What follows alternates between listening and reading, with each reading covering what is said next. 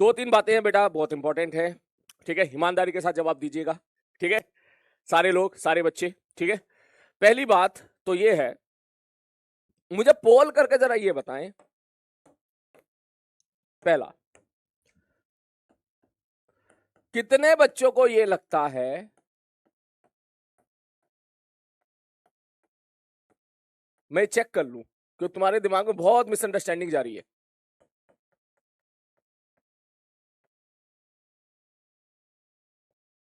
Salim sir बिल्कुल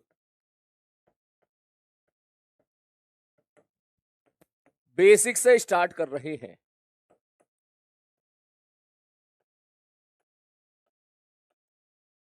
ठीक है।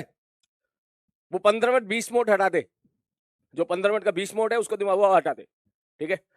कितने लोगों को ये लग रहा है कि हाँ सर, क्योंकि मुझे एक बार जानना है कि ऐसा तो नहीं कि मैं जिसको बेसिक समझ रहा हूं वो तुम्हारे लिए बहुत हाई फाई है। एक्सेप्ट 15 मिनट, वो 15 मिनट छोड़ के, 15 मिनट जो आते हैं तो अच्छे सवाल करते हैं हम लोग, ठीक है, उसको अगर हटा दें, उसके अलावा जो कंटेंट हम कवर करते हैं 1 घंटा 45 मिनट में, मैं एक बार पता तो कर लूं भाई, पता चला मैं किसी भ्रम में हूं, ठीक है। सब लोग ईमानदारी के साथ 45 सेकंड के पोल में अपनी सहमति असहमति दोनों जो आपको ठीक लगे बताएं, जल्दी, मिनट से पहले।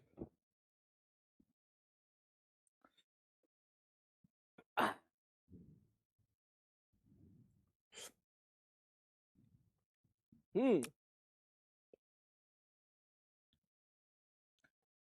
क्योंकि भाई ऐसा मैंने ऐसा नोटिस किया, काफी बच्चों के दिमाग में ये बात भर गई है, पता नहीं कैसे भर गई है, ठीक है कि जो है सर तो हाई फाई पढ़ा रहे हैं, सर तो एडवांस पढ़ा रहे हैं। अरे यार तू एक सवाल को लेके ऐसा सोच रहा है, बाकी 1 घंटा 30 मिनट में क्या कर रहा हूं बता, है एक क्लास में तो गुणा भाग तक गया हूं मैं। पोल नहीं आया, कोई बात नहीं, जितने लोगों को पोल आया वो बताएं।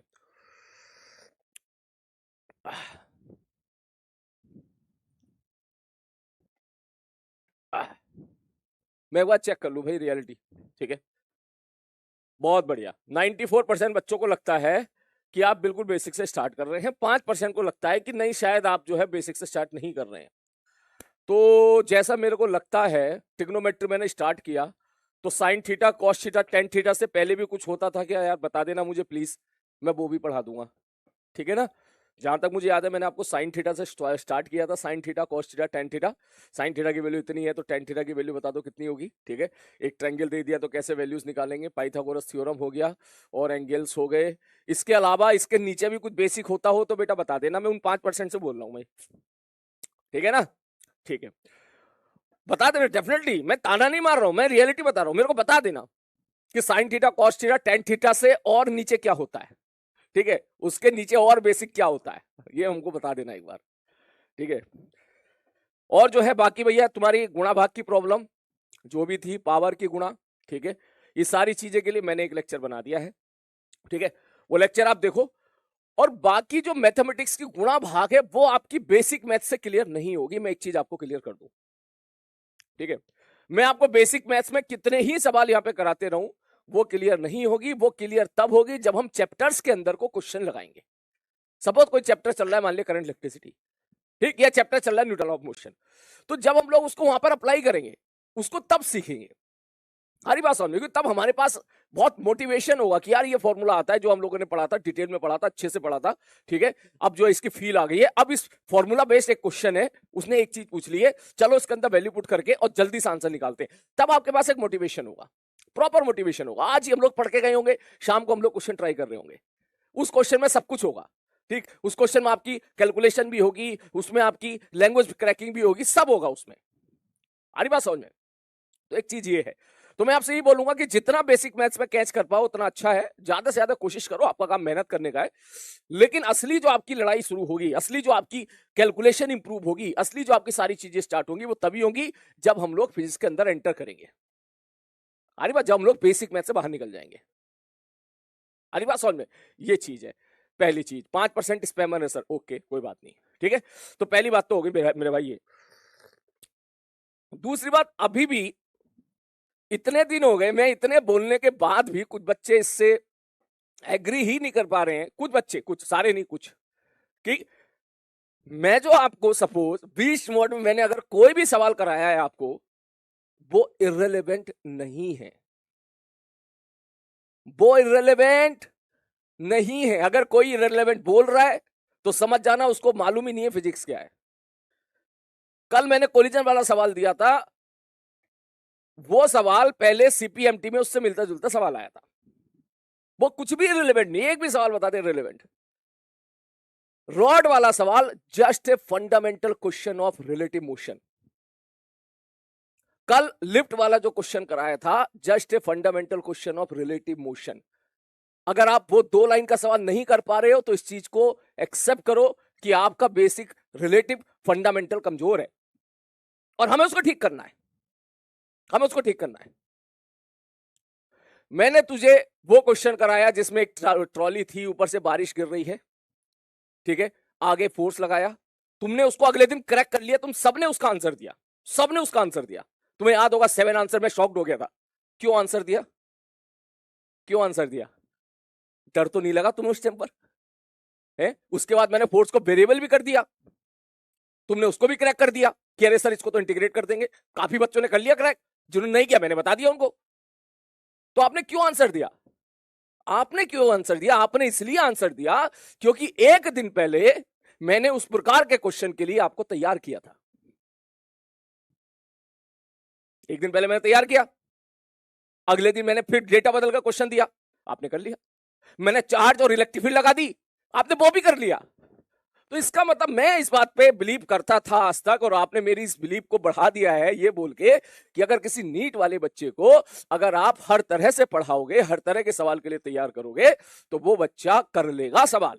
आपने करके दिखाया है, आपने करके दिखाया है। पहली बार जब मैंने आपको दिया, आप भले ही उससे कोशिश की आपने, भले हुआ हो नहीं हुआ हो, लेकिन दूसरे दिन आपने ऑलमोस्ट सारे बच्चों ने आंसर निकाल के दिखाया, ठीक है।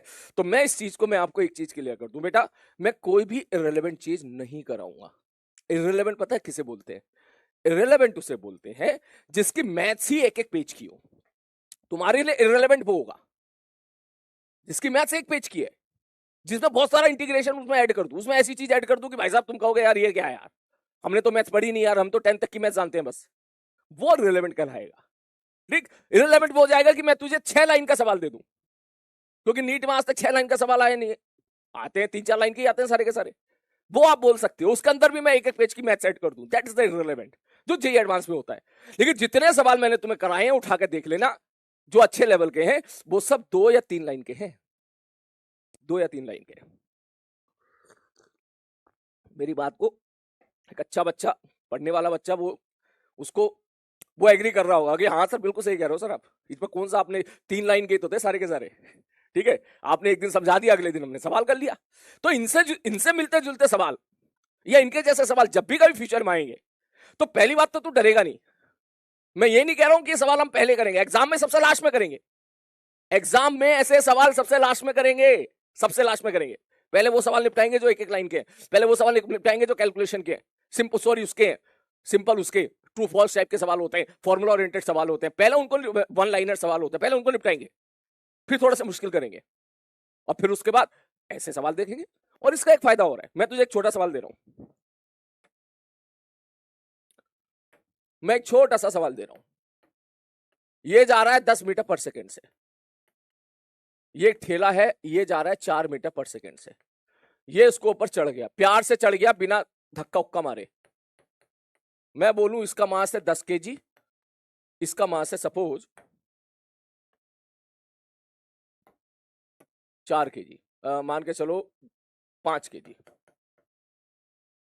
मैं अगर आपसे पूछ लूं इसकी वेलोसिटी बताओ, तो मुझे लगता है कि 10 से 20 सेकंड का टाइम दे रहा हूं, आप जल्दी से बता दोगे। जिन बच्चों ने पढ़ा, जिन बच्चों ने नहीं पढ़ा वो पैनिक ना हो, वो आप तुरंत इसका आंसर बता दोगे। बताना जरा एक बार जल्दी से,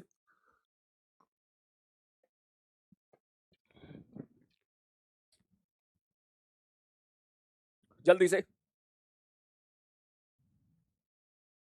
सर आप बहुत ज्यादा, बेटा बोलना पड़ेगा, बेटा बोलना पड़ेगा, तू समझ ही नहीं रहा, तू मेरी जगह आके खड़ा होकर देख एक बार।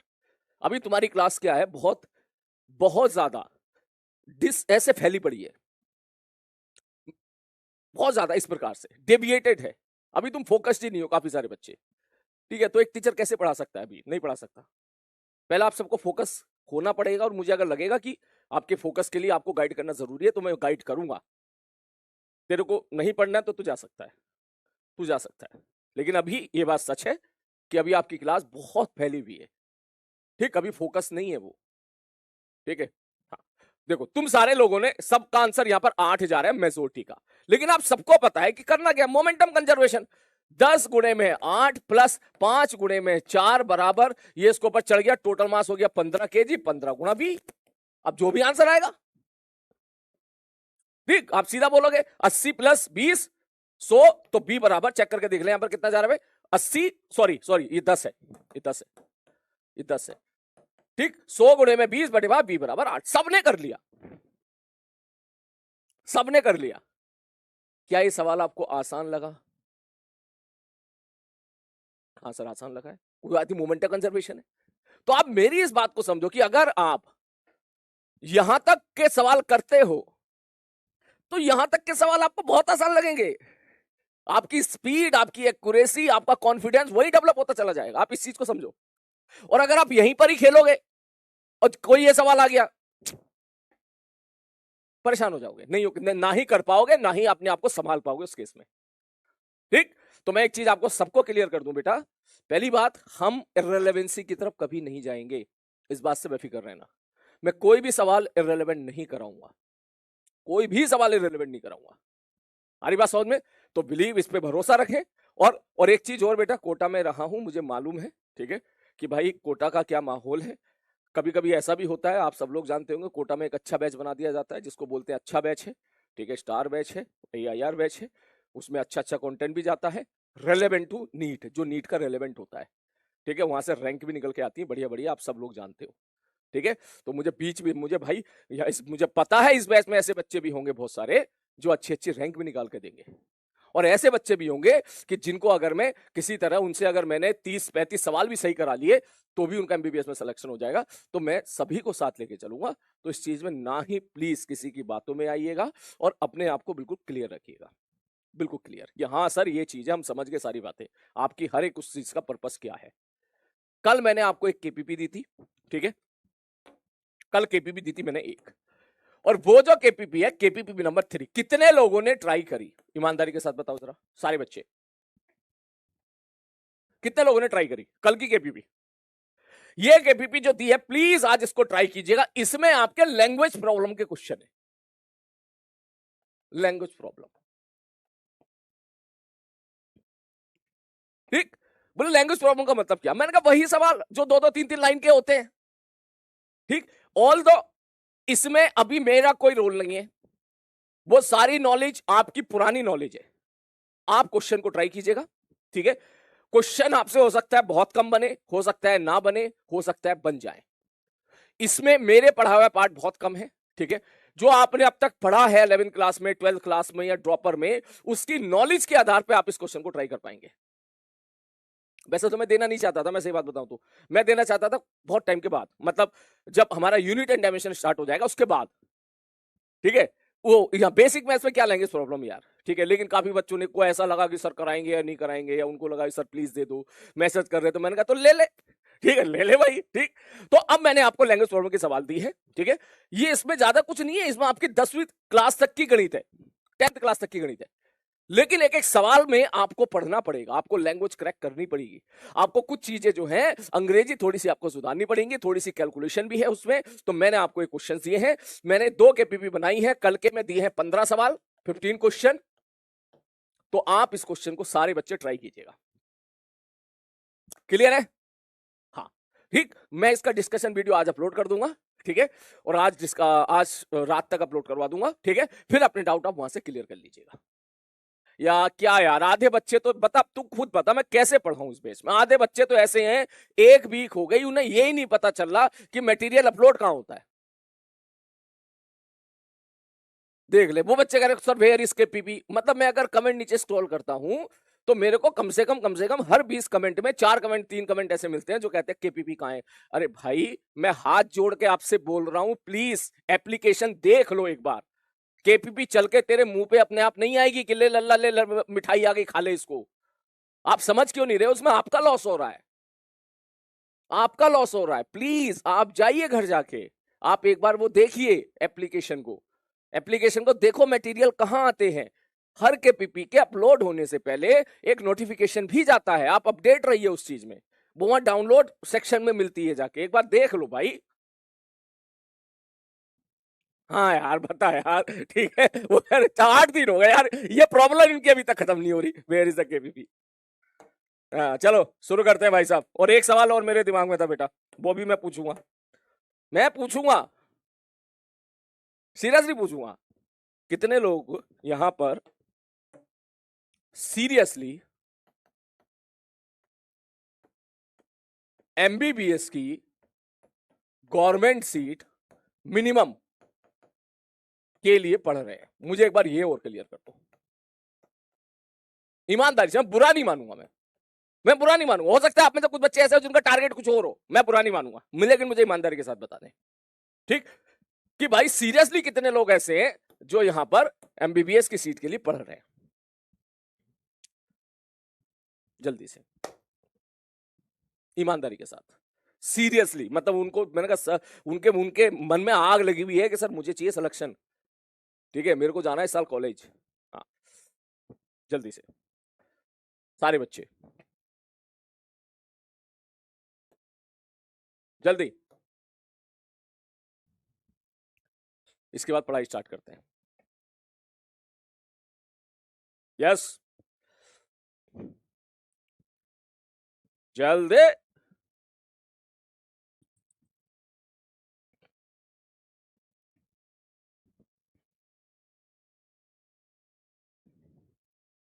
अरे जल्दी बाजो गुरुजी, हैं इतना टाइम क्यों लगा रहे हो? यस